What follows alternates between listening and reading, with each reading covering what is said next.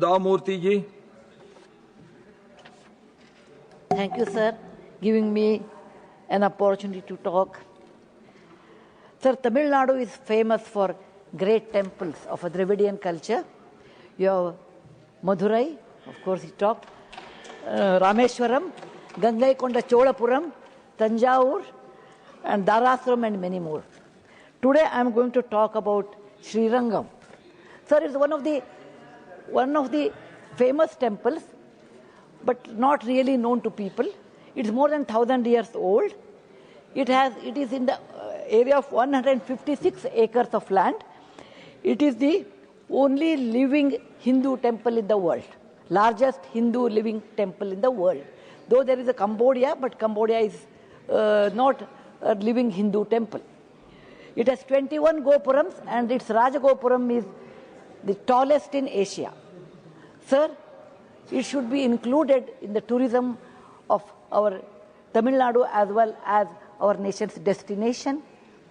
It has a great history, a great architecture, and it should be part of any of our tourist circuit in the south, because it comes in the world. If it comes in the World Heritage, sir, I am addressing this to the Minister of Tourism through you, sir.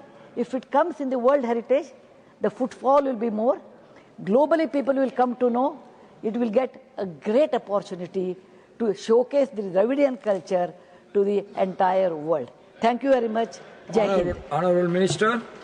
माननीय chairman साहब, मैं माननीय सदस्य का अभिनंदन और धन्यवाद करते हुए निवेदन करना चाहता हूं कि जो मैंने पहले के दो प्रश्नों में उत्तर में निवेदन किया कि it is to be initiated by the state government. If state government will initiate, we are certainly going to consider this. And simultaneously, I would request to the honorable minister or to the honorable member also कि यदि वो राज्य सरकार को इस विषय में लिखें और आग्रह करें कि ये जो श्रीरंगम के मंदिर को वर्ल्ड हेरिटेज लिस्ट में लिया जाना चाहिए। हालांकि वो पर्यटन के क्षेत्र नहीं है, लेकिन क्योंकि मेरे पास में उस मंत्रालय की भी जिम्मेदारी है, संस्कृति मंत्रालय की भी, यदि राज्य सरकार उस पर डोजियर बना करके भेजती है तो उसको टेंटेटिव लिस्ट में रखे जाने के लिए जो है भारत सरकार निश्चित रूप से काम कर सकती है।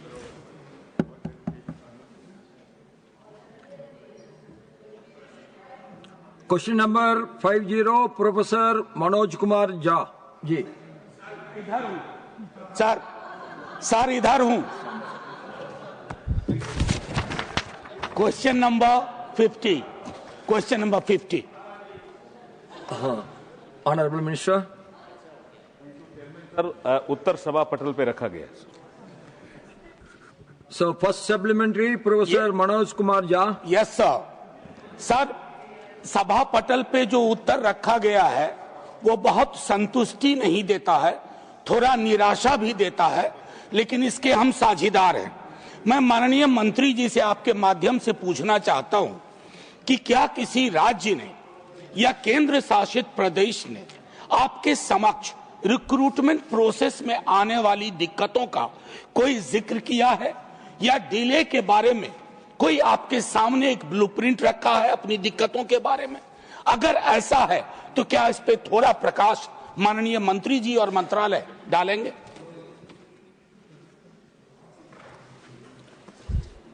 Thank you chairman sir. Sir, ये जो प्रश्न माननीय सांसद जी ने उठाया है, ये जो डिस्ट्रिक्ट जुडिशरी है उसमें रिक्रूटमेंट से संबंधित है। मैं आपके माध्यम से माननीय सांसद जी को बताना चाहता हूं कि 16 राज्यों में state public service commission exam लेती है, रिक्रूटमेंट करती है आर्टिकल 233 और आर्टिकल 234 के तहत, और शेष में हाई कोर्ट इस काम को करता है। जहां तक टोटल जो हमारी 2025 के आंकड़ों के अनुसार मैं कह सकता हूं, देश भर में डिस्ट्रिक्ट और सबऑर्डिनेट कोर्ट में सैंक्शन स्ट्रेंथ हमारी 25,886 है। उसमें से जो वर्किंग स्ट्रेंथ है वो 21,031 है, जो वैकेंसी है 4,855 है। इन्होंने ये कहा है कि रिक्रूटमेंट में प्रॉब्लम आती है, ये एग्जाम लेने का काम, उनके रूल्स बनाने का काम, रूल्स आर्टिकल 309 के तहत बनाने का काम, ये 16 राज्यों में स्टेट पब्लिक सर्विस कमीशन को है। और शेष में हाई कोर्ट को है। हम समय समय पर, जो आपने चिंता प्रकट की है, हम समय समय पर जो हमारे स्टेट हाई कोर्ट्स हैं उनको पत्र भी लिखते हैं और उसमें हम उनसे रिक्वेस्ट करते हैं कि vacancy status, timely coordination with state government and state public commission, उसको वो इंश्योर करें और बॉटलनेक्स जो आती है उसको वो दूर करें। जहां तक शिकायतों का मसला है, वो मिनिस्ट्री ऑफ जस्टिस में बिहार राज्य से भी एक शिकायत आई हुई है। हमने संबंधित जो सुप्रीम कोर्ट में एक कमेटी बनी हुई है उनको भेज रखा है। The House stands adjourned to meet at 2 p.m. उत्पन्न हुए, मगर ये चुनाव एक मामले में इस देश के अद्भुत चुनाव थे।